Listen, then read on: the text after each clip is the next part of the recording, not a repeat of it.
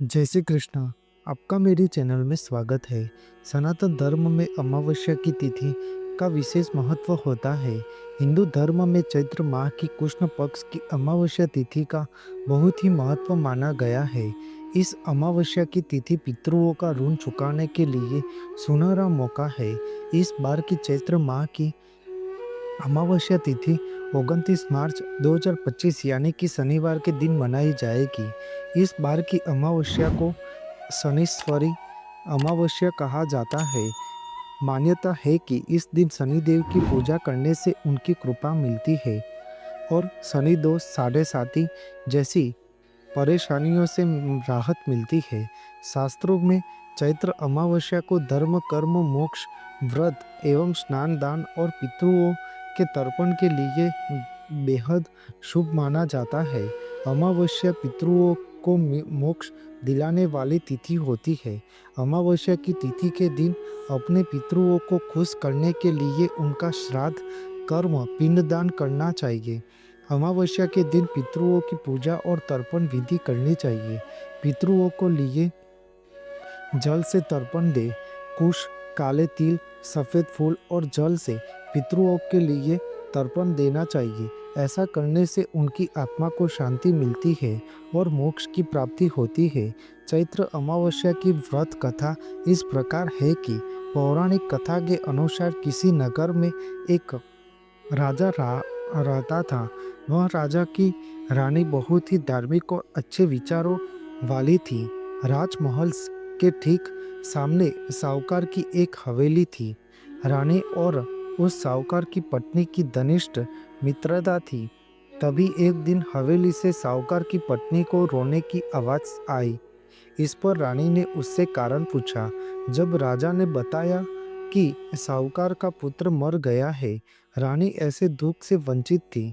इसलिए वो राजा से एक बार फिर पूछा कि यह दुख क्या होता है। इस पर राजा बोले कि जब तुम्हारा कोई बेटा मरेगा तब तुम्हें समझ आएगा। ऐसा सुनकर तुरंत रानी ने अपने बेटे को नीचे फेंक दिया और भगवान की कृपा से उसे कुछ नहीं हुआ। रानी ने फिर पूछा कि यह दुख क्या होता है। तब राजा ने रानी को जवाब देते हुए कहा कि जब पड़ोसी राज्य में युद्ध होगा और मैं उस युद्ध में अकेला जाऊंगा।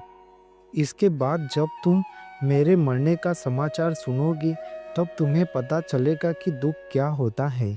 हालांकि रानी अमावस्या का व्रत करती थी, इसलिए जहाँ पर भी युद्ध हो लेकिन राजा युद्ध जीतकर वापस आ जाते हैं।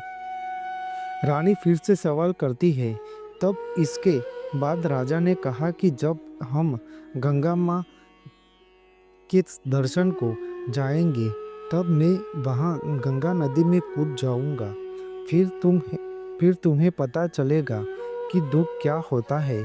उधर भगवान शिव कैलाश पर्वत पर बैठकर सब कुछ देख रहे थे और माता पार्वती से कहते हैं कि आओ मैं तुम्हें सुखी आत्मा के दर्शन करवाता हूँ।